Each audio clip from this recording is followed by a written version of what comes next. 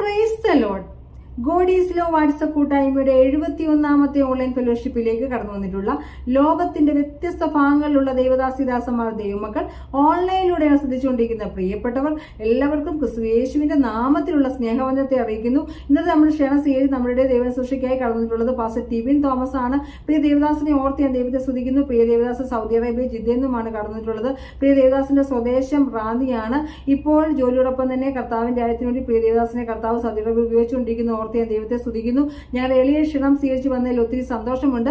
God is love WhatsApp കൂട്ടായ്മയുടെ പേരിലുള്ള സ്നേഹവും നന്ദിയും അറിയിക്കുന്നു. ഇന്നത്തെ ദൈവവചന സന്ദേശങ്ങൾ ഓൺലൈനിലൂടെ ശ്രദ്ധിക്കുന്ന പ്രിയപ്പെട്ടവർക്കും സൂം പ്ലാറ്റ്ഫോമിലൂടെ ശ്രദ്ധിക്കുന്ന പ്രിയപ്പെട്ടവർക്കും ഒരുപോലെ അനുഗ്രഹമായി തീരട്ടെ എന്ന് പ്രാർത്ഥിച്ചുകൊണ്ട് പ്രിയ ദേവദാസനെ ദൈവവചന സൃഷ്ടിക്കായി ക്ഷണിച്ചു കൊടുക്കുന്നു. കർത്താവിന്റെ അതിപരിശുദ്ധമായ നാമം വാഴ്ത്തപ്പെടുമാറാകട്ടെ. അനുഗ്രഹിക്കപ്പെട്ട ഈ സമയം God is love international online ഫെലോഷിപ്പിന്റെ 71ാമത് മീറ്റിംഗിൽ ദൈവവചനവും ക്രിസ്തുവിന്റെ സാക്ഷ്യവുമായി നിങ്ങളുടെ മധ്യയായിരിക്കാൻ ദൈവം തന്ന വലിയ ഭാഗ്യത്തിനായി ഞാൻ കർത്താവിന് സ്തോത്രം ചെയ്യുന്നു. വളരെ സന്തോഷമുണ്ട് ഇന്ന് രാത്രിയിൽ നിങ്ങളുടെ മധ്യയായിരിക്കുന്നതിൽ. പ്രത്യേകിച്ച് ഗോഡ് ഈസ് ലവ് മിനിസ്ട്രിയുടെ പിൻപിൽ അത്യധ്വാനം ചെയ്യുന്ന പ്രിയ സഹോദരങ്ങൾ, കർത്താവിന്റെ ദാസൻ ബ്രദർ ഡെന്നീസ്, പ്രിയ സിസ്റ്റർ സിജി ഡെന്നീസ്, രണ്ടുപേരെ ഓർത്ത് ഞാൻ കർത്താവിന് സ്തോത്രം ചെയ്യുന്നു. ക്രിസ്തുവിന്റെ വചനം അനേകരിലേക്ക് എത്തണമെന്നുള്ള വലിയ ആഗ്രഹത്തോടെ, വലിയ ആകാംക്ഷയോടെ അവർ ചെയ്യുന്ന എല്ലാ പ്രവർത്തനങ്ങളെയും ദൈവം ധാരാളമായി അനുഗ്രഹിക്കട്ടെ എന്ന് ഞാൻ പ്രാർത്ഥിക്കുന്നു.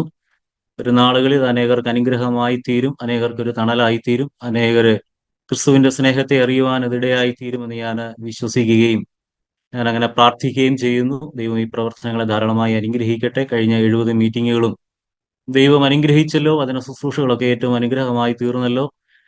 പ്രത്യേകിച്ച് ഇന്ന് രാത്രിയിൽ നല്ലതുപോലെ ഗാനങ്ങൾ ആലപിച്ച കർത്താവിന്റെ ദാസൻ കുടുംബം, അവരെയും ദൈവം ധാരാളമായി അനുഗ്രഹിക്കട്ടെ. അതോടൊപ്പം തന്നെ ഇന്ന് രാത്രിയിൽ എൻ്റെ ശബ്ദത്തെ പലയിടങ്ങളിൽ ഇന്ന് കേൾക്കുന്ന എല്ലാവർക്കും വേഗം വരുന്നവനായ യേശു ക്രിസ്തുവിന്റെ നാമത്തിൽ എൻ്റെ ക്രിസ്തീയ വന്ദനങ്ങളെ അറിയിക്കുന്നു. ഞാൻ ക്രിസ്തുവിലേറെ സ്നേഹിക്കുന്ന പ്രിയ സഹോദരങ്ങൾ, എൻ്റെ പ്രിയപ്പെട്ടവരൊക്കെയും ഈ ഓൺലൈൻ ഉണ്ട്. അതിലൊക്കെയും എനിക്ക് വളരെ സന്തോഷമുണ്ട് അവരെയൊക്കെ കാണുവാൻ കഴിഞ്ഞതിൽ. എൻ്റെ ശബ്ദം അവരൊക്കെയും കേൾക്കുന്നു എന്നുള്ളതിൽ എനിക്ക് വളരെ സന്തോഷമുണ്ട് ഇന്ന് രാത്രിയിൽ. അതുകൊണ്ട് തന്നെ ഇന്നത്തെ മീറ്റിംഗ് എനിക്ക് ഏറെ പ്രിയപ്പെട്ടതാണ്. വളരെ പ്രാർത്ഥനയോടെ നമുക്ക് ദൈവസന്നിധിയിലായിരിക്കാം. എന്നെ ആദ്യമേ ഇവിടെ സൂചിപ്പിച്ചതുപോലെ എൻ്റെ പേര് ടിബിൻ തോമസ് എന്നാണ്. എൻ്റെ സ്വദേശം പത്തനംതിട്ട ജില്ലയിൽ റാന്നിയിലാണ്. ഞങ്ങൾ കുടുംബമായി ഇവിടെ ജിദ്ദയിലായിരിക്കുന്നു. ഞങ്ങളെ ഓർത്ത് നിങ്ങൾ പ്രാർത്ഥിക്കുക. ദൈവം നമ്മളെ ഏവരെയും സഹായിക്കുമാറാകട്ടെ. നമ്മുടെ ആത്മീയ ശുശ്രൂഷകളിലെ ഏറ്റവും മർമ്മപ്രധാനമായ ശുശ്രൂഷയാണല്ലോ വചന ശുശ്രൂഷ. അതുകൊണ്ട് ഒട്ടും പ്രാധാന്യം അതിൻ്റെ കളയാതെ വളരെ വേഗം ഒരു വേദഭാഗം വായിച്ച് വചന ശുശ്രൂഷയ്ക്കായുള്ള സമയങ്ങളെ വേർതിരിക്കുകയാണ്. ഞാൻ തന്നെ ആ വേദഭാഗം വായിക്കും. എങ്കിൽ തന്നെയും നിങ്ങളെല്ലാവരും തിരുവചനം തുറന്ന് ആ വേദഭാഗം വായിക്കുകയും അപ്പോൾ തന്നെ ഹല്ലേലൂയ അത് നമ്മുടെ ഹൃദയത്തിൽ ഒന്ന് പകർത്തുകയും ഒന്ന് മനസ്സിലാക്കുകയും ചെയ്യണം. അതിനാധാരമായി നമ്മൾ എടുത്തിരിക്കുന്ന വിഷയം ഭാഗം 1 പത്രോസിന്റെ ലേഖനം 1-ാം അധ്യായം അതിൻ്റെ 3, 4, 5 വാക്യങ്ങളാണ്. 1 പത്രോസിന്റെ ലേഖനം 1-ാം അധ്യായം അതിൻ്റെ 3, 4, 5 വാക്യം. നമ്മുടെ കർത്താവായ യേശുക്രിസ്തുവിന്റെ പിതാവായ ദൈവത്തിന് സ്തോത്രം. അവൻ മരിച്ചവരുടെ ഇടയിൽ നിന്നുള്ള യേശുക്രിസ്തുവിന്റെ പുനരുദ്ധാനത്താൽ തന്റെ കരുണാധിക്യ പ്രകാരം നമ്മെ ജീവനുള്ള പ്രത്യാശയ്ക്കായി അന്ത്യകാലത്തിൽ വെളിപ്പെടുവാൻ ഒരുങ്ങിയിരിക്കുന്ന രക്ഷയ്ക്ക് വിശ്വാസത്താൽ ദൈവശക്തിയിൽ കാക്കപ്പെടുന്ന നിങ്ങൾക്ക് വേണ്ടി സ്വർഗത്തിൽ സൂക്ഷിച്ചിരിക്കുന്നതും ക്ഷയം, മാലിന്യം, വാട്ടം എന്നിവ ഇല്ലാത്തതുമായ അവകാശത്തിനായി തന്നെ വീണ്ടും ജനിപ്പിച്ചിരിക്കുന്നു. വളരെ അനുഗ്രഹിക്കപ്പെട്ട ഒരു വേദഭാഗമാണ്. എല്ലാവരും ആ ഭാഗം എടുക്കുകയും വായിക്കുകയും ചെയ്തു എന്ന് ഞാൻ വിശ്വസിക്കുന്നു. ഹല്ലേലൂയ. വളരെ സുപരിചിതമായ ഒരു വേദഭാഗമാണ്. ജീവനുള്ള പ്രത്യാശ എന്നുള്ള വിഷയത്തെ അടിസ്ഥാനപ്പെടുത്തി ചില കാര്യങ്ങൾ ഇന്ന് രാത്രിയിൽ ചിന്തിക്കുവാനാണ് ഞാൻ ആത്മാവിൽ ശരണപ്പെടുന്നത്. ഇന്നത്തെ രാത്രിയിലെ നമ്മുടെ വചന ശുശ്രൂഷ നമ്മുടെ ജീവിതത്തിൽ ഏറ്റവും അനുഗ്രഹമായി തീരണം, അത് നമുക്ക് വിടുതലായി തീരണം. അതുകൊണ്ട് തുടർന്നുള്ള സമയങ്ങൾ നിങ്ങൾ വളരെ പ്രാർത്ഥനയോടെ ദൈവസന്നിധിയിലായിരിക്കുക. നമുക്കറിയാം, കർത്താവായ യേശു ക്രിസ്തുവിന്റെ പ്രഥമ ശിഷ്യനായ പത്രോസ് എഴുതിയ ലേഖനമാണ്. നമുക്ക് വളരെ നന്നായി അറിയാം. ഈ ലേഖനത്തിന്റെ ഒരു പ്രത്യേകതയുണ്ട്. പ്രത്യാശ കഷ്ടത കൃപ, മഹത്വം എന്നീ താക്കോൽ വാക്യങ്ങൾ ഈ ലേഖനത്തിലുടനീളം നമുക്ക് കാണുവാൻ കഴിയും. അതിൽ തന്നെ ഞാൻ സൂചിപ്പിച്ചതുപോലെ ജീവനുള്ള പ്രത്യാശ എന്ന വിഷയത്തെ അടിസ്ഥാനപ്പെടുത്തി ചില കാര്യങ്ങളാണ് ഇന്ന് രാത്രിയിൽ നമ്മൾ ചിന്തിക്കുവാൻ പോകുന്നത്. വിശ്വാസിയുടെ കഷ്ടതയും അതിന് പിന്നാലെയുള്ള ദൈവമഹത്വം എന്നുള്ളതാണ് ഈ ലേഖനത്തിന്റെ ഏറ്റവും പ്രധാനപ്പെട്ട വിഷയം. നമ്മൾ പഠിച്ചു കഴിഞ്ഞാൽ സുവിശേഷങ്ങൾ നമ്മൾ വായിക്കുമ്പോൾ ശീമോൻ പത്രോസിനെ വളരെ സ്പഷ്ടമായി ഉയർത്തി കാട്ടിയിരിക്കുന്നതായി നമുക്ക് സുവിശേഷങ്ങളിൽ നിന്ന് കാണുവാൻ കഴിയും. യേശു സ്നേഹിച്ച ശിഷ്യനായ പ്രിയ ശിഷ്യനായ യോഹന്നാനേക്കാൾ അല്പം പ്രാധാന്യത്തോടുകൂടെ ശീമോൻ പത്രോസിനെ സുവിശേഷങ്ങളിൽ ഉയർത്തി കാട്ടിയിരിക്കുന്നത് നമുക്ക് കാണുവാൻ കഴിയും. അപ്പോൾ തന്നെ കർത്താവായ യേശു ക്രിസ്തുവിനെ മാറ്റി നിർത്തിയാൽ ശീമോൻ പത്രോസിനെ വളരെ പ്രാധാന്യത്തോടെ സുവിശേഷങ്ങളിൽ കാണിച്ചിരിക്കുന്നത്, ഉയർത്തി കാട്ടിയിരിക്കുന്നത് നമുക്ക് കാണുവാൻ കഴിയും. സുവിശേഷങ്ങളിൽ ശീമോൻ പത്രോസിന്റെ സ്വഭാവമൊക്കെയും നമുക്ക് വളരെ വ്യക്തമായി അറിയാം. സുവിശേഷങ്ങളിൽ എടുത്തു ചാടി മോശമായ നിർദ്ദേശം നൽകുന്ന ഒരു പത്രോസിനെ നമുക്ക് കാണുവാൻ കഴിയും. അതോടൊപ്പം തന്നെ തന്റെ സാധാരണമായ ആ മനുഷ്യത്വം, അതോടൊപ്പം തന്നെ ആ ദൈവാശ്രയം, അതൊക്കെയും തന്റെ സ്വഭാവത്തിന്റെ ഒരു പ്രത്യേകതയാണ്. നീ ജീവനുള്ള ദൈവത്തിന്റെ ക്രിസ്തു എന്ന് പറഞ്ഞ പത്രോസ് അതേ നാവുകൊണ്ട് തന്നെ യേശുവിനെ ഞാൻ അറിയുന്നില്ല എന്ന് തള്ളി പറഞ്ഞതും പത്രോസിന്റെ ഒരു സ്വഭാവമാണ്. എന്നാൽ നമ്മൾ ശ്രദ്ധിക്കണമേ, നിങ്ങൾ വളരെ ശ്രദ്ധയോടെ ഇരിക്കണം. എന്നാൽ കർത്താവിന്റെ പുനരുദ്ധാനത്തിന് ശേഷം പത്രോസിനെ മാറി ഒരു പത്രോസിനെയാണ് നമ്മൾ കാണുന്നത്. പ്രത്യേകിച്ച് ഹല്ലേലൂയ ജാതികൾക്കും അതോടൊപ്പം തന്നെ യഹൂദന്മാർക്കും ഒക്കെയും സുവിശേഷത്തിന്റെ ദൈവരാജ്യത്തിന്റെ വാതിൽ തുറന്നു കൊടുക്കുന്ന ഒരു പത്രോസിന്റെ പ്രസംഗങ്ങളെ നമുക്ക് സുവിശേഷങ്ങളിൽ നിന്ന് കാണുവാൻ കഴിയും. പത്രോസിന്റെ ലേഖനം പഠിച്ചു കഴിഞ്ഞാൽ തീർച്ചയായിട്ടും നമ്മുടെ ക്രിസ്തീയ വിശ്വാസം വർദ്ധിക്കും എന്നുള്ളതിൽ യാതൊരു തർക്കവുമില്ല. അതിന് വലിയൊരു ഉദാഹരണമാണ് നമ്മളിപ്പോൾ വായിച്ച ഈ ലേഖനത്തിലെ ഈ കുറിവാക്യം. അവിടെ പറയുന്നത് ഇങ്ങനെയാണ്: ജീവനുള്ള ഒരു പ്രത്യാശ. ദൈവം നമ്മെ വീണ്ടും ജനിപ്പിച്ചിരിക്കുന്നത് ജീവനുള്ള ഒരു പ്രത്യാശയ്ക്ക് വേണ്ടിയാണ്. എന്താണ് പത്രോസ് ജീവനുള്ള പ്രത്യാശ എന്ന് പറയുവാനുള്ള കാരണം? നമ്മൾ അതിലേക്ക് വരുന്നതിന് മുൻപായി ഒന്ന് രണ്ട് കാര്യങ്ങൾ നമ്മുടെ ജീവിതത്തിൽ നമ്മളൊന്ന് മനസ്സിലാക്കിയിരിക്കണം. നമ്മളൊക്കെയും, ഞാൻ വിശ്വസിക്കുന്നു, ഹല്ലേലൂയ, ഭൂരിഭാഗം ആളുകളും കർത്താവിനെ രക്ഷിതാവായി സ്വീകരിച്ച് വീണ്ടും ജനനം പ്രാപിച്ച ദൈവമക്കളാണ്. എന്നാൽ നമ്മൾ പഴയ നിയമത്തിലേക്ക് കടന്നുപോയാൽ ഒരു യഹൂദൻ വീണ്ടും ജനനത്തിന്റെ അല്ലെങ്കിൽ ദൈവജനത്തിന്റെ ഭാഗമായി തീരുന്നത് ഒരു യഹൂദന്റെ ജീവിതത്തിൽ അത് ഭൗതികമായ ഒരു ജനനത്തോടു കൂടിയാണ്. ഒരു യഹൂദ സ്ത്രീ ഒരു മകന് ജന്മം നൽകിയാൽ 8-ാം ദിവസത്തിൽ അവന് പരിച്ഛേദന കൽപ്പിക്കണം. എന്നാൽ അതിന്റെ അർത്ഥം എന്ന് പറയുന്നത് ദൈവവും അബ്രഹാമും തമ്മിലുള്ള ഒരു ഉടമ്പടി ബന്ധത്തിന്റെ ഭാഗമായിട്ടാണ്. അതായത് ദൈവജനമാകുവാനും അവന്റെ ശബ്ദം കേട്ടനുസരിക്കുവാനും ദൈവവും അബ്രഹാമും തമ്മിലുള്ള ഒരു ഉടമ്പടി ബന്ധത്തിന്റെ ഭാഗമായിരുന്നു. എന്നാൽ അതിനപ്പുറമായി ദൈവം ആഗ്രഹിക്കുന്ന ഒരു കാര്യമുണ്ട്. ഹൃദയത്തിനൊരു പരിച്ഛേദന ഉണ്ടാകണം എന്ന് പറഞ്ഞാൽ, നാം കൽപ്പന അനുസരിക്കുന്നില്ലെങ്കിൽ ദൈവജനത്തിന്റെ ഭാഗമായതുകൊണ്ടോ ഭൗതികമായ പരിച്ഛേദന ഏറ്റതുകൊണ്ടോ യാതൊരു കാര്യവുമില്ല, അല്ലെങ്കിൽ ദൈവം അതിനെ അംഗീകരിക്കുന്നില്ല എന്ന് ദൈവവചനം പഠിക്കുമ്പോൾ നമുക്ക് കാണുവാൻ കഴിയും. യിരെമ്യാവിന്റെ പുസ്തകമൊക്കെയും നമ്മൾ പഠിക്കുമ്പോൾ നമുക്ക് ഹൃദയത്തിനൊരു പരിച്ഛേദന ഉണ്ടാകണമെന്ന് ദൈവവചനത്തിൽ നമ്മൾ വായിക്കുന്നുണ്ട്. പ്രത്യേകിച്ച് 31-ാം അധ്യായം, യിരെമ്യാവിന്റെ പ്രവചനം 31-ാം അധ്യായം നമ്മൾ വായിച്ചാൽ കല്ലിൽ അക്ഷരമായി കൊത്തിയിരുന്ന ഹല്ലേലൂയ കൽപ്പനകൾ അത് ഹൃദയമാകുന്ന മാംസപ്പലകയിൽ നിങ്ങൾക്ക് എഴുതുന്ന ഒരു കാലമുണ്ടാകും. അതുകൊണ്ട് നിങ്ങളുടെ ഹൃദയത്തിനൊരു പരിച്ഛേദന ഉണ്ടാകണം. അതുകൊണ്ടാണ് റോമാലേഖനത്തിൽ നമ്മൾ വായിക്കുന്നത്, പുറമേയുള്ള ഹല്ലേലൂയ യഹൂദനല്ല, മറിച്ച് അകമേ യഹൂദനായവൻ അത്രേ യഹൂദൻ. അതോടൊപ്പം തന്നെ മറ്റൊരു കാര്യം കൂടെ അവിടെ എഴുതിയിട്ടുണ്ട്.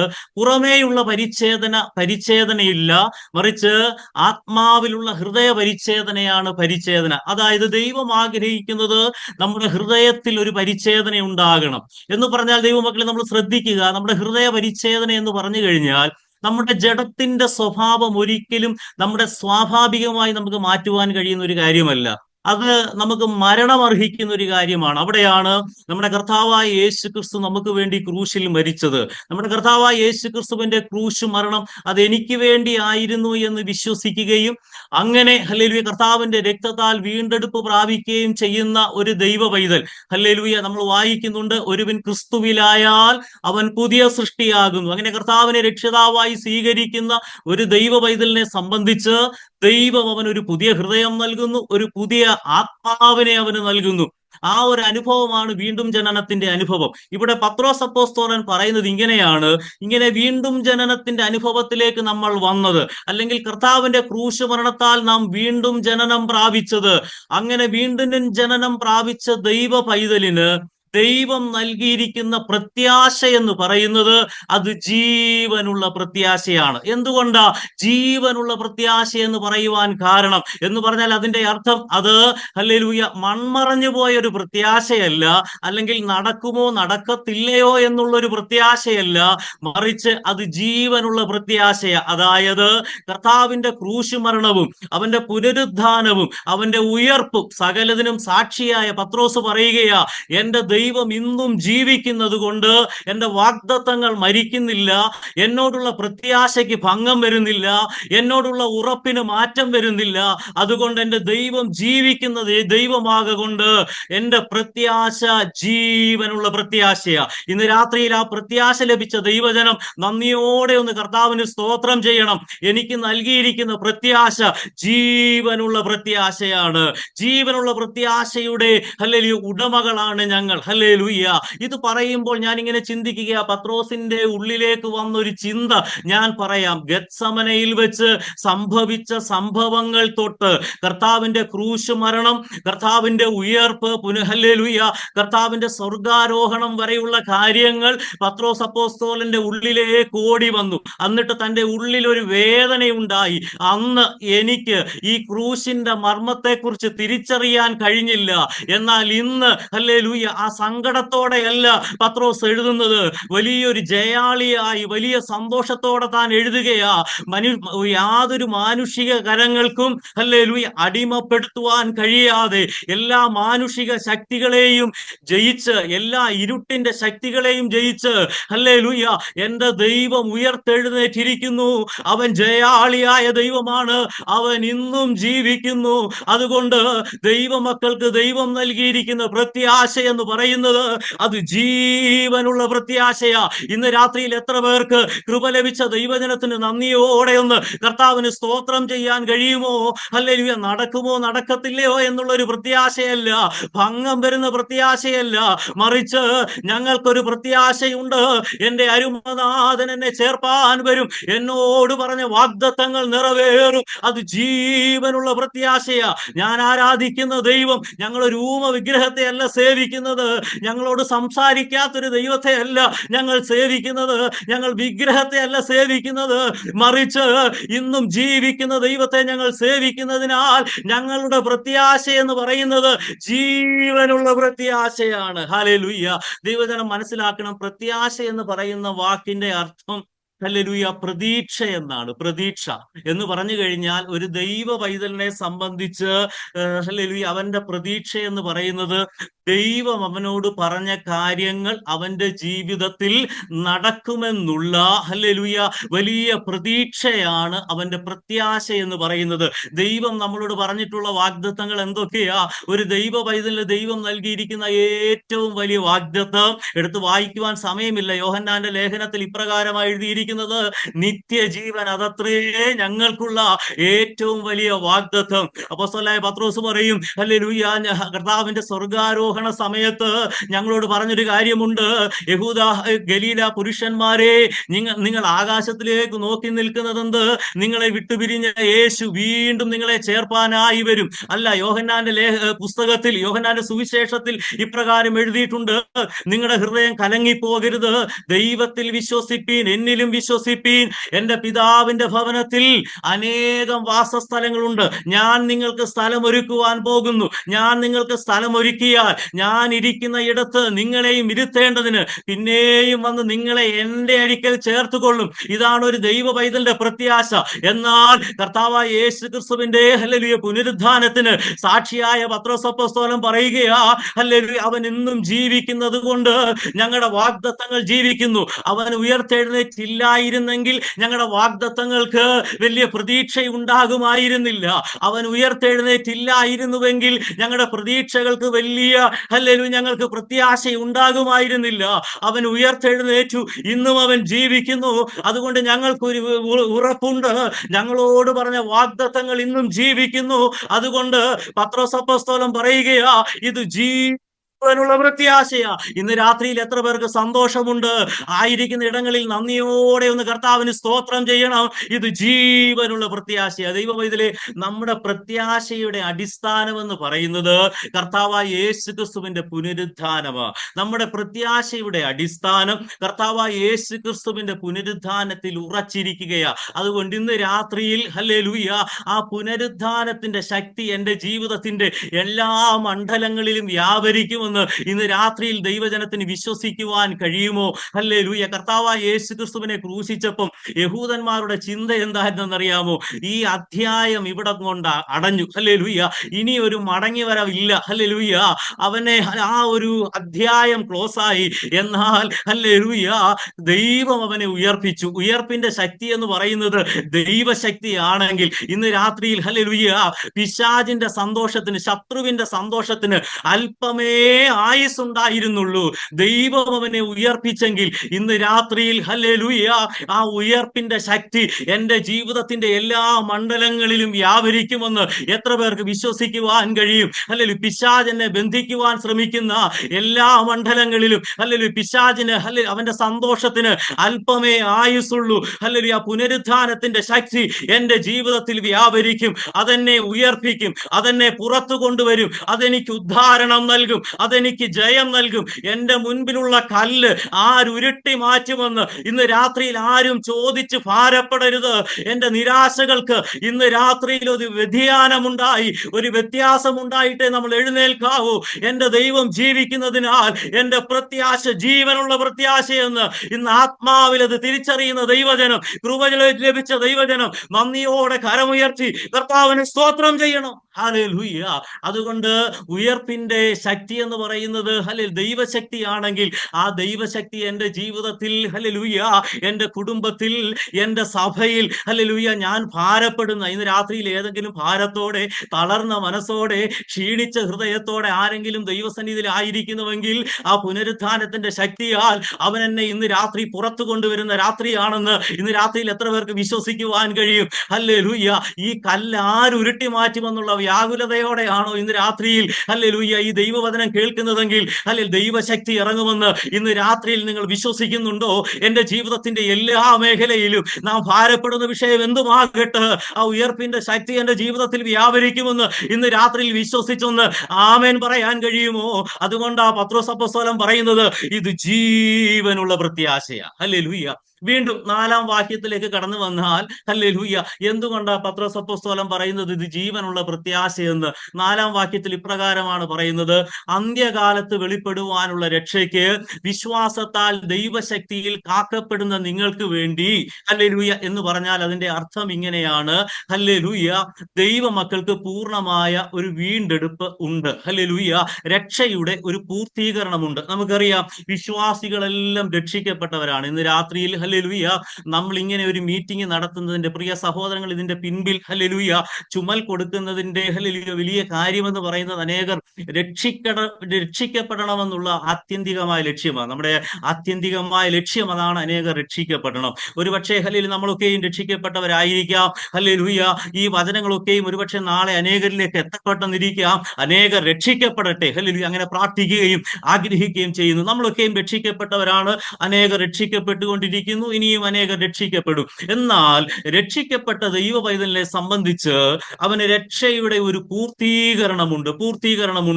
ഹല്ലേലൂയ. അവിടെ എഴുതിയിരിക്കുന്നത് അന്ത്യകാലം എന്ന് പത്രോസ് അപ്പോസ്തലൻ പറയുന്നത്. ആ ലേഖനം മൊത്തം നമ്മൾ വായിക്കുകയും പഠിക്കുകയും ചെയ്താൽ കർത്താവിന്റെ വരവിനെ കുറിച്ച് 4-ാം അധ്യായം ഒക്കെ നമ്മൾ വായിച്ചാൽ നമുക്ക് മനസ്സിലാകും. കർത്താവിന്റെ വരവിനെ കുറിച്ചാണ് പത്രോസ് അപ്പോസ്തലൻ പറയുന്നത്. എന്ന് പറഞ്ഞാൽ കർത്താവിന്റെ വരവിങ്കൽ പൂർണ്ണമായി ദൈവം നമ്മളെ ഇവിടെ നിന്ന് വീണ്ടെടുക്കും. അപ്പോഴാണ് നമ്മുടെ രക്ഷയുടെ പൂർത്തീകരണം സംഭവിക്കുന്നത്. റോമാലേഖനത്തിൽ ഒരു വാക്യമുണ്ട്, അത് ഇപ്രകാരമാണ് എഴുതിയിരിക്കുന്നത്. Hallelujah, hallelujah. ആത്മാവെന്ന ആദ്യദാനം ലഭിച്ചിരിക്കുന്ന നാം, ഹല്ലേലൂയ, നമ്മുടെ ശരീരത്തിന്റെ വീണ്ടെടുപ്പായ പുത്രത്വത്തിന് കാത്തുകൊണ്ട് ഉള്ളിൽ ഞരങ്ങുന്നു എന്ന് പറഞ്ഞാൽ അതിന്റെ അർത്ഥം, ഹല്ലേലൂയ, ആത്മാവെന്ന ആദ്യദാനം ലഭിച്ചിരിക്കുന്നവരാ നമ്മൾ. അങ്ങനെയല്ലേ? ഹല്ലേലൂയ, പരിശുദ്ധാത്മാവിന്റെ നിയന്ത്രണത്തിലും നിയോഗത്തിലും ജീവിക്കുന്നവരല്ലേ നമ്മൾ? ഹല്ലേലൂയ. എന്നാൽ ഹല്ലേലൂയ, പരിശുദ്ധാത്മ നിയന്ത്രണത്തിലും നിയോഗത്തിലും ജീവിക്കുന്ന ഒരു ദൈവ പൈതലിന്റെ ഉള്ളിൽ ഒരു ഞരക്കമുണ്ട്. എന്താണെന്നറിയാമോ? എന്റെ മണവാളന്റെ വരവിന് വേണ്ടി ഒരു കാത്തിരിപ്പ്, അവനോടൊപ്പം ജീവിക്കണമെന്നുള്ള ഒരു വലിയ വാഞ്ച. Hallelujah, hallelujah. ആത്മാവെന്ന ആദ്യദാനം എന്തിനാ? ഈ ദുഷ്ടലോകത്ത് ഹല്ലേലൂയ ജയകരമാകുന്ന ഒരു ക്രിസ്തീയ ജീവിതം നയിക്കാൻ വേണ്ടിയാണ് ആത്മാവെന്ന ആദ്യദാനം നൽകിയിരിക്കുന്നത്. ഹല്ലേലൂയ. യോഹന്നാന്റെ സുവിശേഷമൊക്കെ പഠിച്ചാൽ പരിശുദ്ധാത്മാവിനെ കാര്യസ്ഥനായി എഴുതിയിട്ടുണ്ട്. കാര്യസ്ഥൻ എന്ന പദത്തിന്റെ അർത്ഥം രക്ഷകൻ, ആശ്വാസപ്രദൻ, ഹല്ലേലൂയ, ആശ്വസിപ്പിക്കുന്നവൻ, സ്നേഹിതൻ എന്നൊക്കെ. ഹല്ലേലൂയ, കാര്യസ്ഥൻ എന്ന പദത്തിന് അർത്ഥമുണ്ട്.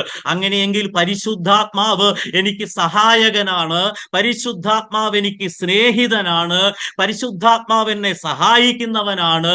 അങ്ങനെ പരിശുദ്ധാത്മാവിന്റെ നിയന്ത്രണത്തിലും നിയോഗത്തിലും ജീവിക്കുന്ന ഒരു ദൈവ പൈതലിന് പറയാൻ കഴിയും, ഞങ്ങൾ ജീവിക്കുന്നത് അനാത്മികരുടെ മധ്യത്തിലാണെങ്കിലും, ഞങ്ങൾ ജീവിക്കുന്നത് ഈ ദുഷ്ടലോകത്തിലാണെങ്കിലും, ഹല്ലേലൂയ, പരിശുദ്ധാത്മാവിന്റെ നിയന്ത്രണത്തിലും നിയോഗത്തിലും ജീവിക്കുന്നത് കൊണ്ട് ഞങ്ങളുടെ ജീവിതം ജയകരമാകുന്ന ക്രിസ്തീയ ജീവിതമാ.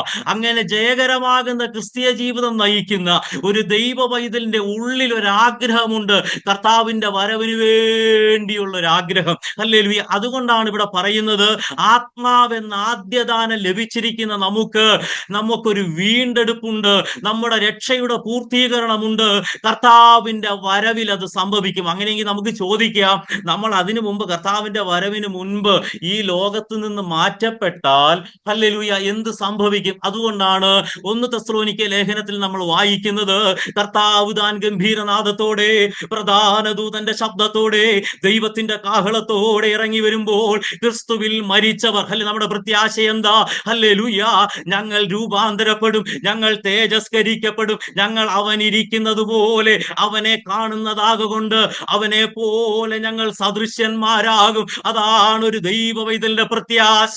അതുകൊണ്ട് ഇവിടെ പത്രോസ് അപ്പോസ്തലൻ പറയുകയാ, ഹല്ലേലൂയ, ദൈവ മക്കൾക്ക് ഒരു പൂർണ്ണമായ വീണ്ടെടുപ്പുണ്ട്. ഈ ലോകത്ത് ഞങ്ങൾ ജീവിക്കുന്നത് പരിശുദ്ധാത്മാവിന്റെ നിയന്ത്രണത്തിലും നിയോഗത്തിലുമാണ്. ഇവിടെ ജീവിപ്പാൻ ഹല്ലേലൂയ കാര്യസ്ഥനായി ഞങ്ങൾക്ക് പരിശുദ്ധാത്മാവുണ്ട്, സഹായകനായി ഞങ്ങൾക്ക് പരിശുദ്ധാത്മാവുണ്ട്. ഞങ്ങളെ ആരും സ്നേഹിച്ചില്ലെങ്കിലും ഞങ്ങളെ സ്നേഹിക്കുന്ന ഒരു പരിശുദ്ധാത്മാവുണ്ട്. എന്നാൽ ഞങ്ങൾക്കൊരു ഉറപ്പുണ്ട്, ഞങ്ങളുടെ കർത്താവ് ഞങ്ങളെ ചേർപ്പാനായി കടന്നു വരും. എന്നിട്ട് പത്രോസ് അപ്പോസ്തലൻ പറയുന്ന ഒരു കാര്യമുണ്ട്, ആ ദിവസം വരെ നിങ്ങൾ ശ്രദ്ധിക്കണം, ആ ദിവസം വരെ ഹല്ലേലൂയ ദൈവം നമ്മെ കാവൽ ചെയ്യും, നമ്മെ സൂക്ഷിക്കും. അതായത് ദൈവശക്തി നമ്മളെ സൂക്ഷിക്കും. ആ പദം നിങ്ങൾ മറന്നു പോകരുത്. അത് ഇപ്രകാരമാണ് എഴുതിയിരിക്കുന്നത്, അന്ത്യകാലത്ത് വെളിപ്പെടുവാനുള്ള രക്ഷയ്ക്ക് അല്ലെങ്കിൽ വിശ്വാസത്താൽ ദൈവശക്തിയിൽ കാക്കപ്പെടുന്ന എന്ന് പറഞ്ഞാൽ കാക്കപ്പെടുന്ന എന്ന പദം നമ്മൾ ശ്രദ്ധിക്കണം. അതൊരു സൈനിക പദപ്രയോഗമല്ലേ, കാക്കപ്പെടുക എന്നുള്ളത്. എന്ന് പറഞ്ഞാൽ ഒരു കാവൽ ഭടനാൽ സൂക്ഷിക്കപ്പെടുക എന്നുള്ളതാണ് അതിന്റെ അർത്ഥം. എന്നാൽ ദൈവ പൈതലിന്റെ കാവൽക്കാരൻ ആരാണെന്നറിയുമോ? അപ്പോസ്തലനായ പത്രോസ് പറയുകയാ, അത് ദൈവശക്തിയാ. ഇന്ന് രാത്രിയിൽ ഹല്ലേലൂയ നന്ദിയോടൊന്ന് കർത്താവിന് സ്തോത്രം ചെയ്യാമോ? ഇന്ന് രാത്രി നമ്മുടെ നിരാശ മാറണം. നമ്മെ കാവൽ ചെയ്യുവാൻ ഒരു ദൈവശക്തിയുണ്ട്. ആരും എന്നെ കാവൽ ചെയ്തില്ലെങ്കിലും, ആരും എന്നെ സൂക്ഷിച്ചില്ലെങ്കിലും, മാനുഷിക കരങ്ങൾക്ക് എന്നെ സൂക്ഷിപ്പാൻ കഴിയുകയില്ല. ഈ ലോകത്തിലെ ലഭ്യമാകുന്ന ഏതെങ്കിലും ആയുധങ്ങൾക്ക് എന്നെ സൂക്ഷിപ്പാൻ കഴിയത്തില്ല. എന്നാൽ എന്നെ സൂക്ഷിക്കുന്ന ഒരു ദൈവശക്തിയുണ്ട്.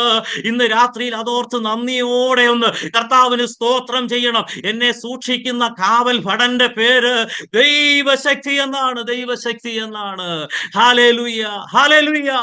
അത് മാത്രമല്ല, ഇത് പറയുമ്പോൾ ഞാൻ ഇങ്ങനെ ചിന്തിക്കുകയായിരുന്നു, പത്രോസ് അപ്പോസ്തലൻ എന്റെ ഉള്ളിൽ വന്നൊരു ആശയമാണ്. ഹല്ലേലൂയ, പത്രോസ് അപ്പോസ്തലന്റെ ഉള്ളിൽ ഹല്ലേലൂയ ഒരു പക്ഷെ ഇങ്ങനെ ചിന്തിച്ചു കാണും, താൻ ഗെത്സമനയിൽ വെച്ച് ഹല്ലേലൂയ യേശു കർത്താവിനെ ഹല്ലേലൂയ പിടിക്കുവാനായി ഹല്ലേലൂയ റോമ പടയാളികൾ വന്നപ്പോൾ താൻ ചെയ്തൊരു അവിവേകമുണ്ട്. താൻ വാളെടുത്ത് എന്ത് ചെയ്തു? താൻ വെട്ടി. ഹല്ലേലൂയ. എന്നാൽ ഹല്ലേലൂയ ഇപ്പോൾ താൻ ഒരു കാര്യം മനസ്സിലാക്കുന്നു. ഹല്ലേലൂയ. ദൈവജനത്തെ കാവൽ ചെയ്യുവാൻ മാനുഷിക കരങ്ങൾക്ക് കഴിയുകയില്ല. ഹല്ലേലൂയ. ഇന്നത് താൻ ആത്മാവിൽ തിരിച്ചറിയുകയാ. ദൈവജനത്തെ കാവൽ ചെയ്യുവാൻ ദൈവശക്തിക്ക് മാത്രമേ കഴിയുകയുള്ളൂ. അതുകൊണ്ട് ഇന്ന് രാത്രിയിൽ ഹല്ലേലൂയ ദൈവ പൈതലേ, നമ്മൾക്കൊരു ഉറപ്പുണ്ടാകട്ടെ.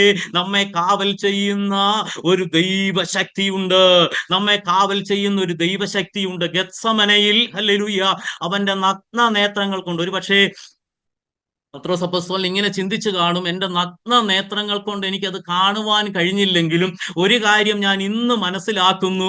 ഗത്സമനയിൽ ഹല്ലേലൂയ ഒരു ദൈവിക ദൂതന്മാരുടെ വലിയൊരു സഞ്ചയമുണ്ടായിരുന്നു, വലിയൊരു കാവലുണ്ടായിരുന്നു. പിന്നെ എന്തുകൊണ്ടാ ഹല്ലേലൂയ നമ്മുടെ കർത്താവിന് അങ്ങനെ സംഭവിച്ചത്?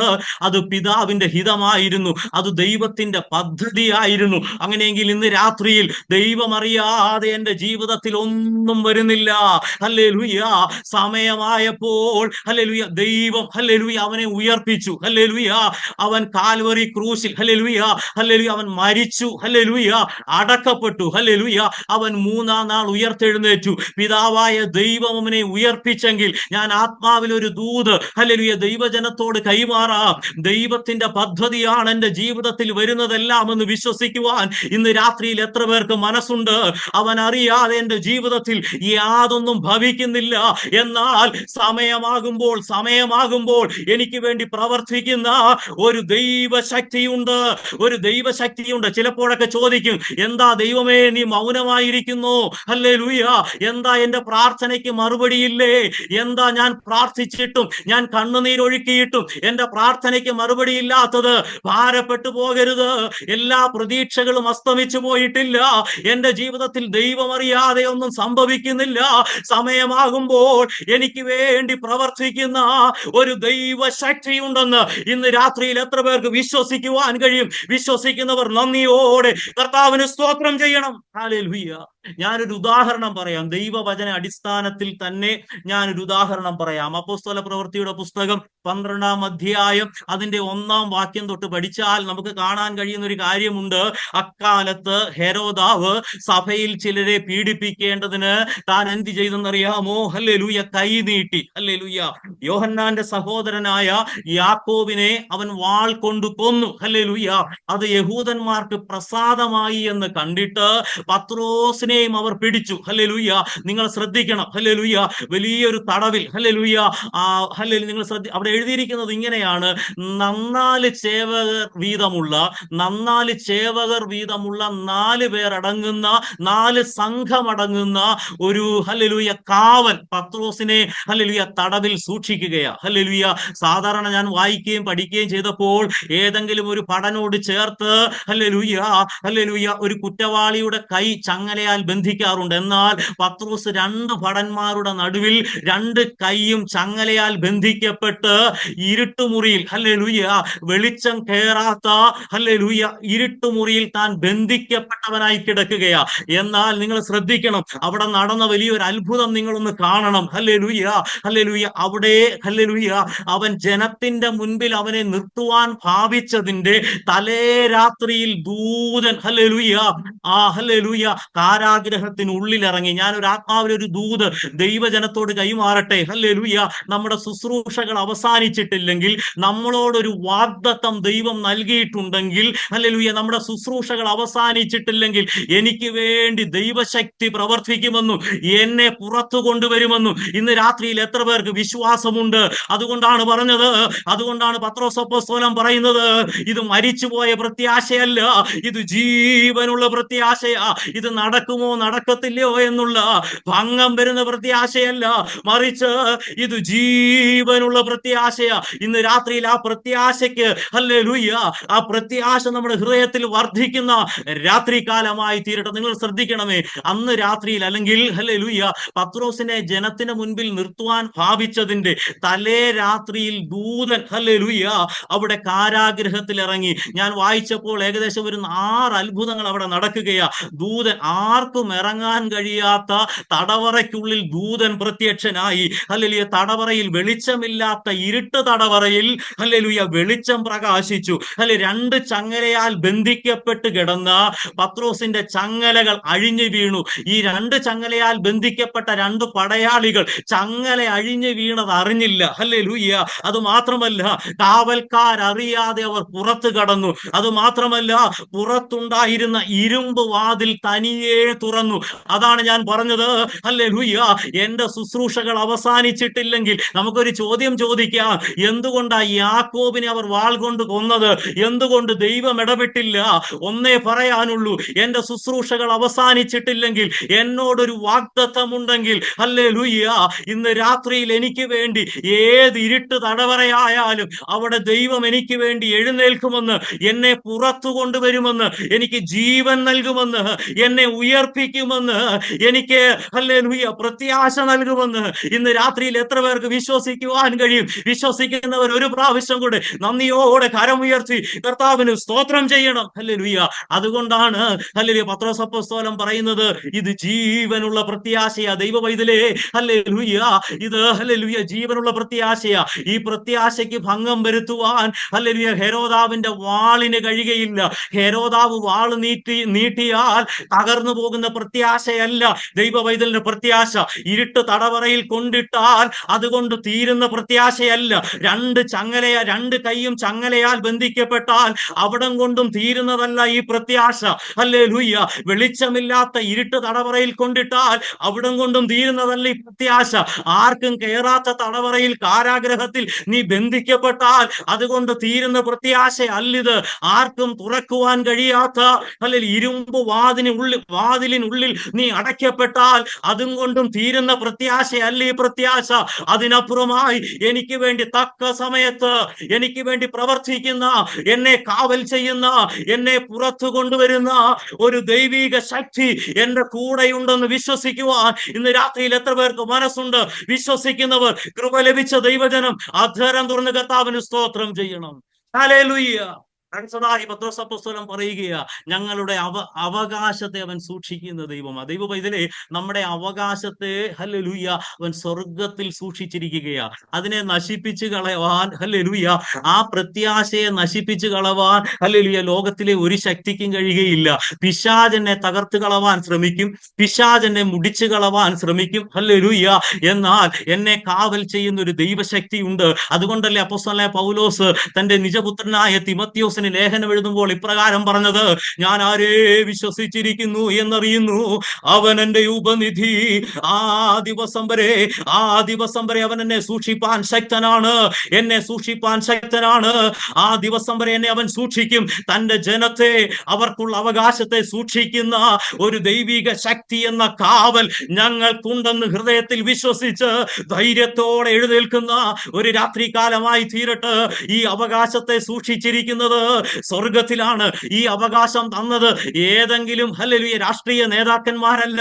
ഈ അവകാശം എനിക്ക് നൽകിയത്, ഈ പ്രത്യാശ എനിക്ക് നൽകിയത് ഈ ലോകത്തിലെ ഏതെങ്കിലും രാജാക്കന്മാരല്ല. ഈ അവകാശം എനിക്ക് നൽകിയത്, ഈ പ്രത്യാശ എനിക്ക് നൽകിയത് ഹല്ലേലൂയ ഈ ലോകത്തിലെ ഏതെങ്കിലും മനുഷ്യരല്ല.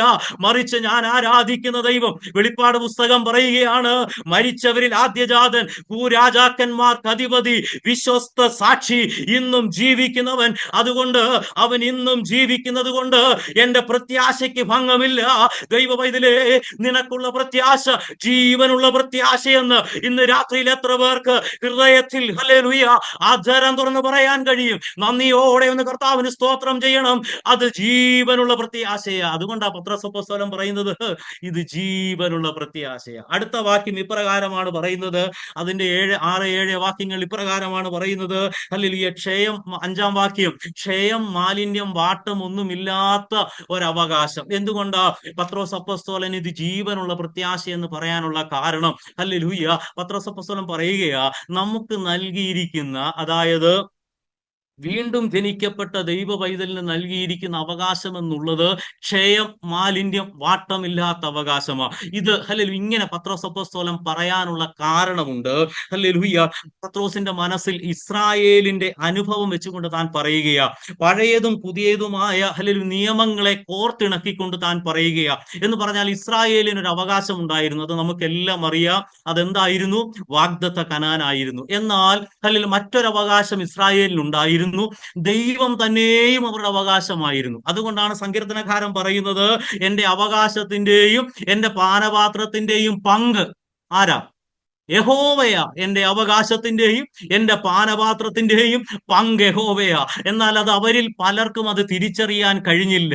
അല്ലെങ്കിൽ അവർ ആക്ഷരികമായ പല അവകാശങ്ങളുടെയും പുറകെ പോയി. ഇന്ന് രാത്രിയിൽ ഞാനൊരു കാര്യം പറയാം. ഹല്ലേലൂയ, ഞങ്ങൾക്കുള്ള പ്രത്യാശ എന്ന് പറയുന്നത്, ഞങ്ങൾക്കുള്ള അവകാശം എന്ന് പറയുന്നത് ഈ ലോകം കൊണ്ട് അവസാനിക്കുന്നതല്ല, കല്ലറ കൊണ്ട് അവസാനിക്കുന്നതല്ല.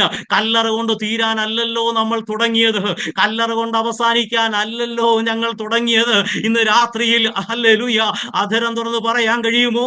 കല്ലറയ്ക്കപ്പുറമായി ഞങ്ങൾക്കൊരു പ്രത്യാശയുണ്ട്. അതുകൊണ്ടാണ് ഭക്തൻ പറഞ്ഞത്, എനിക്ക് ജീവിക്കുന്നത് ക്രിസ്തുവും മരിക്കുന്നത് ലാഭവുമാ. കാര്യം എന്തെന്നറിയാമോ? ഹല്ലേലൂയ ഈ ലോകത്തിന്റെ അവകാശങ്ങൾ, ഹല്ലേലൂയ ഈ ലോകത്തിന്റെ ഹല്ലേലൂയ ഈ ലോകത്തിൽ നിന്ന് ഞങ്ങൾ പ്രാപിക്കുന്ന അവകാശങ്ങൾ ക്ഷയമുള്ളതാണ്, വാട്ടമുള്ളതാണ്, മാലിന്യമുള്ളതാണ്. സകലതും കല്ലറ കൊണ്ട് അവസാനിക്കുന്നതാണ്. ആരെല്ലാം എന്നെ സ്നേഹിക്കുന്നു എന്ന് പറഞ്ഞാലും കല്ലറ വരെ വരികയുള്ളൂ. ഹല്ലേലൂയ, കല്ലറ കൊണ്ട് സകലതും അവസാനിക്കും. എന്നാൽ ഇതിൽ ഈ ലോകത്തിൽ നിന്ന് ലഭിക്കുന്നതല്ല. എത്ര ആരോഗ്യമുണ്ടെന്ന് പറഞ്ഞാലും, എന്റെ ആരോഗ്യത്തിൽ ഞാൻ ഹല്ലേലൂയ പ്രശംസിച്ചാലും, എന്റെ പണത്തിൽ ഞാൻ പ്രശംസിച്ചാലും, എന്റെ സമ്പത്തിൽ ഞാൻ പ്രശംസിച്ചാലും, അതെല്ലാം കല്ലറ കൊണ്ട് അവസാനിക്കും. എന്നാൽ കല്ലറയ്ക്കപ്പുറമായിട്ടൊരു പ്രത്യാശയുണ്ടെങ്കിൽ അത് ദൈവ പൈതലിന്റെ പ്രത്യാശയാ. ഇന്ന് രാത്രിയിൽ ഈ ക്രിസ്തീയ ജീവിതമല്ലേ ഭാഗ്യമുള്ളത്? ഇന്ന് രാത്രിയിൽ ഹല്ലേലൂയ ദൈവ പൈതൽ എന്നുള്ളതല്ലേ ഭാഗ്യമുള്ളത്? ദൈവരാജ്യത്തിന്റെ അവകാശിയായതല്ലേ ഭാഗ്യം? ഇന്ന് രാത്രിയിൽ ഹല്ലേലൂയ സന്തോഷത്തോടെ കരമുയർത്തി ഒന്ന് കർത്താവിന് സ്തോത്രം ചെയ്യാൻ കഴിയുമോ? ഒരിക്കലും ഹല്ലേലൂയ ഇല്ലായ്മകൾ വരുമ്പോൾ ദൈവസന്നിധിയിൽ പിറുപിറുക്കരുത്. ഹല്ലേലൂയ ജീവിതത്തിൽ ബുദ്ധിമുട്ട് വന്നാൽ പിറുപിറുത്തു പോകരുത്. ഈ ലോകത്തിൽ എന്തെല്ലാം ഉണ്ടെങ്കിലും കല്ലറ കൊണ്ട് ഹല്ലേലൂയ എല്ലാം അവസാനിക്കും. എന്നാൽ ഒരു ദൈവ പൈതലിന്റെ പ്രത്യാശയുണ്ടല്ലോ, കല്ലറയ്ക്കപ്പുറമായ പ്രത്യാശയാണ്, ക്ഷയമില്ലാത്ത പ്രത്യാശയാണ്, വാട്ടമില്ലാത്ത പ്രത്യാശയാണ്, മാലിന്യമില്ലാത്ത പ്രത്യാശയാണ്. ആ അവകാശത്തിന് ഹല്ലേലൂയ ഓഹരിക്കാരായ നമ്മൾ ഇന്ന് രാത്രിയിൽ ഇപ്രകാരം പറയണം, എന്റെ അവകാശത്തിന്റെയും പാനപാത്രത്തിന്റെയും പങ്ക് യഹോവയാകുന്നു. ഒന്ന് ഒരുമിച്ച് പറഞ്ഞ്, ഞങ്ങളുടെ അവകാശത്തിന്റെയും പാനപാത്രത്തിന്റെയും പങ്ക് ഞങ്ങളുടെ യഹോവയാ. യഹോവയാ ഞങ്ങളുടെ അവകാശം. ഞങ്ങൾ പിറുപിറുക്കുന്നത്, ഞങ്ങൾ ഞരങ്ങുന്നത് പരിശുദ്ധാത്മാവിനാൽ നിയന്ത്രിക്കപ്പെടുകയും ഹല്ലേലൂയ പരിശുദ്ധാത്മാവിനാൽ ജീവിക്കുകയും ചെയ്യുന്ന ജയജീവിതം നയിക്കുന്ന ഞങ്ങൾ ഞരങ്ങുന്നത് ഈ ലോകത്തിലെ അവകാശത്തിന് വേണ്ടി അല്ല. ഞങ്ങൾ ഞരങ്ങുന്നത് ഇവിടെ എന്തെങ്കിലും പ്രാപിക്കാൻ അല്ല. ഞങ്ങൾ ഞരങ്ങുന്നത് എന്റെ മണവാളന്റെ വരവിന് വേണ്ടി ആകണം. ഇന്ന് വരെയും അതിനു വേണ്ടി ഒരുങ്ങിയിട്ടില്ലെങ്കിൽ, ഇന്ന് വരെയും അതിനൊരു ഞരക്കമില്ലെങ്കിൽ, ഇന്ന് രാത്രിയിലത്തെ മീറ്റിംഗ് മണവാളന്റെ വരവിന് വേണ്ടിയിട്ടുള്ള ഒരുക്കമാകട്ടെ. നമ്മുടെ പ്രത്യാശ എന്ന് പറയുന്ന പത്രോസ് അപ്പോസ്തലൻ പറയുകയാ, അവന്റെ പുനരുദ്ധാനത്തിന് സാക്ഷിയായ പത്രോസ് അപ്പോസ്തലൻ പറയുകയാ, ഇത് ജീവനുള്ള പ്രത്യാശയാ. ഹല്ലേലൂയ. ദൈവപൈതലേ, ഹല്ലേലൂയ ഇസ്രായേലിന് ദൈവം നൽകിയ ഹല്ലേലൂയ അവകാശം എന്നുള്ളത് വാഗ്ദത്ത കനാനായിരുന്നു. ഹല്ലേലൂയ. എന്നാൽ ദൈവം തന്നെയും അവരുടെ അവകാശമായിരുന്നു. എന്നാൽ ഇസ്രായേൽ ജനത്തിന് അത് മനസ്സിലാക്കുവാൻ കഴിഞ്ഞില്ല. ഹല്ലേലൂയ. പുതിയ നിയമ ഇസ്രായേൽ ആകുന്ന നമുക്കും ദൈവസഭയ്ക്കും ദൈവം ഒരു വലിയ അവകാശം തന്നിട്ടുണ്ട്. എന്നാൽ ഹല്ലേലൂയ അത് പഴയ നിയമ കാലത്തെ ഇസ്രായേൽ ജനത്തിന് നൽകിയ വാഗ്ദത്ത കനാൻ പോലെയുള്ള ഒരു അവകാശമല്ല. കാരണം ഹല്ലേലൂയ ഹല്ലേലൂയ ഇസ്രായേൽ പാർത്ത ഹല്ലേലൂയ ആ കനാൻ മലിനപ്പെടുന്നതായിരുന്നു, അവകാശങ്ങളൊക്കെ ക്ഷയിച്ചു പോകുന്നതായിരുന്നു.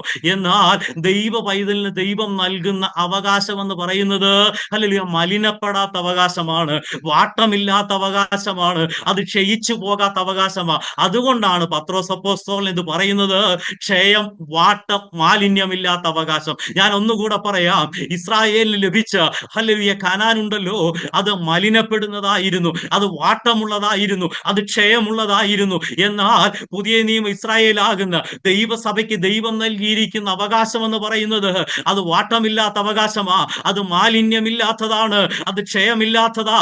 എന്താണ് അവകാശം? എന്റെ അവകാശത്തിന്റെയും പാനപാത്രത്തിന്റെയും പങ്ക് എന്റെ യഹോവയാ. ഇന്ന് രാത്രിയിൽ പറയണം, യഹോവയാണ് എന്റെ അവകാശം. എന്താണ് ഞങ്ങളുടെ പ്രത്യാശ? അല്ലെങ്കിൽ ഞങ്ങൾ രൂപാന്തരപ്പെടും, ഞങ്ങൾ തേജസ്കരിക്കപ്പെടും, ഞങ്ങൾ അവൻ ഇരിക്കുന്നത് പോലെ തന്നെ ഞങ്ങൾ അവന്റെ മുഖത്തെ കാണുന്നതാകൊണ്ട് ഞങ്ങൾ അവനെ പോലെ സദൃശ്യന്മാരാകും. അതാണ് ഞങ്ങളുടെ പ്രത്യാശ. ആ പ്രത്യാശയുള്ള ദൈവബദലിനെ ചേർപ്പാൻ എന്റെ മണവാളൻ വേഗം വരും. ഞാൻ ഒരു കാര്യം കൂടെ പറഞ്ഞ് എന്റെ ഹലിൽ സമയം അവസാനിച്ചു എന്ന് ഞാൻ കരുതുന്നു. ഒരു കാര്യം കൂടെ പറഞ്ഞ് ഞാൻ പെട്ടെന്ന് അവസാനിപ്പിക്കാം. ദൈവബദലേ, ദൈവസഭയ്ക്ക് 2 കാലഘട്ടമാണുള്ളത്. ഒന്ന് കാത്തിരിക്കുന്ന കാലഘട്ടം, രണ്ടാമത് വാഴുന്ന കാലഘട്ടം. ഇപ്പോൾ നമ്മൾ കാത്തിരിക്കുകയാ. എങ്ങനെയാ കാത്തിരിക്കേണ്ടത്? വെളിപ്പാട് പുസ്തകം നമ്മളെ പഠിപ്പിക്കുന്ന ഒരു കാര്യമുണ്ട്. കുഞ്ഞാടിന്റെ വാക്യങ്ങൾ എടുത്ത് വായിക്കാൻ സമയമില്ല. കുഞ്ഞാടിന്റെ കല്യാണം അടുത്തു, തന്റെ കാന്തയും തന്നെത്താൻ ഒരുക്കി കാത്തിരിക്കുകയാ. വിശുദ്ധന്മാരുടെ നീതി പ്രവൃത്തി അതാകുന്ന തന്റെ കാന്തയുടെ വിശേഷ വസ്ത്രം. അപ്പോൾ എങ്ങനെ നമ്മൾ കാത്തിരിക്കണം? ദൈവപൈതൽ എങ്ങനെയാ കാത്തിരിക്കേണ്ടത്? തന്നെത്താൻ ഒരുക്കണം. എങ്ങനെയായി തന്നെത്താൻ ഒരുക്കുന്നത്? നമ്മളെ ഒരുക്കുന്നത് ദൈവമല്ലേ? എന്നാൽ നമുക്ക് ചില ഉത്തരവാദിത്തങ്ങൾ ഉണ്ടെന്ന് ആത്മാവിൽ യോഹന്നാൻ എഴുതുകയാ. എന്താ ഉത്തരവാദിത്വം? വിശുദ്ധന്മാരുടെ നീതി പ്രവർത്തികൾ, അതാണ് തന്റെ കാന്തയുടെ വിശേഷ വസ്ത്രം. ഇന്ന് രാത്രിയിൽ ചിന്തിക്കണം, ആ വിശേഷ വസ്ത്രം എനിക്കുണ്ടോ? ഹല്ലേലൂയ. ദൈവസഭയ്ക്ക് 2 കാലഘട്ടമാ. ഇപ്പോൾ നമ്മൾ കാത്തിരിക്കുന്ന കാലഘട്ടമാ. എങ്ങനെയാ കാത്തിരിക്കേണ്ടത്? എന്റെ ഉടുപ്പിൽ കറയില്ലാതെ, മാലിന്യമില്ലാതെ, പാപമില്ലാതെ, വിശുദ്ധിയോടെ, നിർമ്മലതയോടെ ഒരു കാന്ത തന്റെ കാന്തനെ കാത്തിരിക്കുന്നത് പോലെ കാത്തിരിക്കണം. ഹല്ലേലൂയ. അങ്ങനെ കാത്തിരിക്കുന്ന തന്റെ കാന്തയെ ചേർപ്പാൻ മണവാളൻ വരും, കാന്തൻ വരും. എങ്ങനെയാ കാന്തൻ വരുന്നത്? സർവ്വലോകത്തെക്കാളും വിലയുള്ള വിശേഷ ധനമാകുന്ന നിത്യജീവനുമായി അവൻ വരും. Hallelujah, hallelujah. അങ്ങനെ കാത്തിരിക്കുന്ന തന്റെ കാന്തയെ ചേർപ്പാൻ മണവാളൻ വരും. മധ്യാകാശത്തിൽ വെച്ച് ഞങ്ങൾ അവനെ വേളി കഴിക്കും. ഞാൻ മുമ്പേ പറഞ്ഞതുപോലെ ഞങ്ങൾ രൂപാന്തരപ്പെടുകയും ഞങ്ങൾ തേജസ്കരിക്കപ്പെടുകയും ചെയ്യും. ഞങ്ങൾ അവൻ ഇരിക്കുന്നത് പോലെ ഞങ്ങൾ അവന്റെ മുഖത്തെ കാണും. ഞങ്ങൾ അവനോടൊപ്പം യുഗായുഗം വാഴും. അതാണ് ഒരു ദൈവ പൈതലിന്റെ പ്രത്യാശ. അതുകൊണ്ടാണ് പത്രോസ് അപ്പോസ്തലൻ പറയുന്നത്, ഇത് ജീവനുള്ള പ്രത്യാശയാ. ഇന്ന് രാത്രിയിൽ എത്ര പേർക്ക് പറയുവാൻ കഴിയും, ഇത് ജീവനുള്ള പ്രത്യാശയാണ്, ഇത് ജീവനുള്ള പ്രത്യാശയാണ്? ഹല്ലേലൂയ. ഏതെങ്കിലും ചങ്ങലകൾ കൊണ്ട് ബന്ധിച്ചാൽ തീരുന്ന പ്രത്യാശയല്ല. ഹല്ലേലൂയ. ഹെരോദാവിന്റെ വാൾ കണ്ട് ഹല്ലേലൂയ പേടിച്ച് ഭയപ്പെട്ട് തകർന്നു പോകുന്ന പ്രത്യാശയല്ല. ഇരുമ്പ് വാതിലിനകത്ത് പൂട്ടിയിട്ടാൽ തകർന്നു പോകുന്ന പ്രത്യാശയല്ല. ഞാൻ നിനക്ക് മുൻപായി ചെന്ന് താമ്ര കതകുകളെ തകർത്ത് ഇരുമ്പോടാമ്പലുകളെ ഉടച്ച് എനിക്ക് വേണ്ടി വഴി തുറക്കുന്ന ഒരു കാവൽക്കാരനുണ്ടെന്ന് ഇന്ന് രാത്രിയിൽ എത്ര പേർക്ക് വിശ്വസിക്കുവാൻ കഴിയും? മരുഭൂമിയിൽ ഹല്ലേലൂയ നീരുറവകളും നിർജ്ജന പ്രദേശത്ത് നദികളെ ഒഴുക്കുവാൻ എന്റെ ദൈവത്തിന് കഴിയും. അതുകൊണ്ട് ഇത് മരിച്ചുപോയ പ്രത്യാശയല്ല, നടക്കുമോ നടക്കത്തില്ലയോ എന്നുള്ള പ്രത്യാശയല്ല, മറിച്ച് ഇത് ജീവനുള്ള പ്രത്യാശയാ. അതുകൊണ്ട് ഞങ്ങൾ ഓടിയതും അധ്വാനിച്ചതും വൃഥാവായി പോകരുത്. മണവാളന്റെ വരവിന് വേണ്ടി നമുക്ക് ഒരുങ്ങാം, നമ്മെ തന്നെ ദൈവകരങ്ങളിൽ സമർപ്പിക്കാം. തന്നെത്താൻ ദൈവസഭയ്ക്ക് 2 കാലഘട്ടമെന്ന് ഞാൻ പറഞ്ഞില്ലേ? നമ്മൾ കാത്തിരിക്കുകയാ. കാത്തിരിക്കുന്ന തന്റെ ഭക്തനെ ചേർപ്പാൻ മണവാളൻ വരും. 2ാമത് കാലഘട്ടം ദൈവസഭ വാഴുന്ന കാലഘട്ടം. അങ്ങനെ തന്നെത്താൻ ഒരുക്കി കാത്തിരിക്കുന്ന തന്റെ ഭക്തനെ ചേർപ്പാൻ, ആ മണവാട്ടിയെ ചേർപ്പാൻ മണവാളൻ വരും. സർവ്വലോകത്തെക്കാളും വിലപ്പെട്ട ധനമാകുന്ന നിത്യജീവനുമായി അവൻ വരും. അതുകൊണ്ടാണ് തെസ്സലോനിക്ക ലേഖനത്തിൽ നമ്മൾ വായിച്ചത്,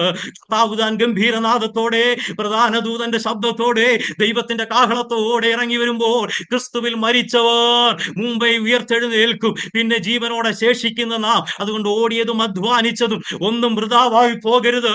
ഇതുവരെയും മണവാളന്റെ വരവിന് വേണ്ടി നമ്മൾ ഒരുങ്ങിയിട്ടില്ലെങ്കിൽ വളരെ തിടുക്കത്തിൽ ഈ ദിവസങ്ങളിൽ നമ്മെ തന്നെ ഒരുക്കുവാൻ കർത്താവ് എന്റെ ജീവിതത്തിൽ അതിന് തടസ്സമായി എന്തെന്ന് നമ്മളെ തന്നെ ഒന്ന് ശോധന ചെയ്യുവാൻ, ഹല്ലേലൂയ, എന്തിനു വേണ്ടി ഞാൻ ഞരങ്ങുന്നു, എന്തിനു വേണ്ടി ഞാൻ കാംക്ഷിക്കുന്നു?